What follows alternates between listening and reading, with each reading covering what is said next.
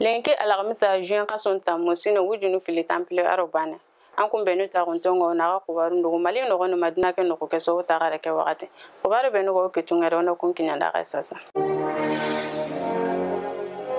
Guldun Jonathan Sedawo ke fare be gari Bamako ati nyagali mo siri do ndanga dun tore nyuma ke ngarame masala benya Nigeria jama nyuma ke kase Guldun Jonathan do naga dun tore nyuma ke nda me ngale wonya kuluba masala mbugu foga be kama kudo na gouvernement ta gundi joweri lay dunu na magagiri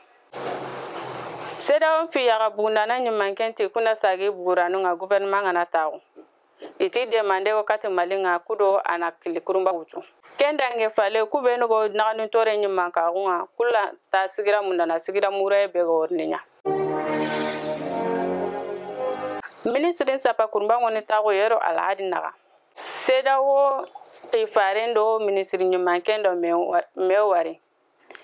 shogelti adanga nini ikunari kili kurumba wutu kebero focus nganta bana nani laidu utuntu magiri shogel kokala maigati alhadi kebe ni kenta dangen gouvernement kurumba ngamata kendange fale kaso aro takande nogonga ene golu mogonun ko serunda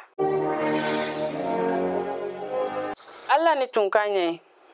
akenya na foku mana bane nan tamukini foeta bane Afrique du Sud yagare yugo da lemu tamikita nogo bane kebe mega madomna nyadnari Zojami Tamara Seattle awungo tanjike aro nyerui asare ti lemu tami yugu nyeri yagaru siki tora sunta lemundi mai kendani ida funun kita yagaru filukungo sino tumi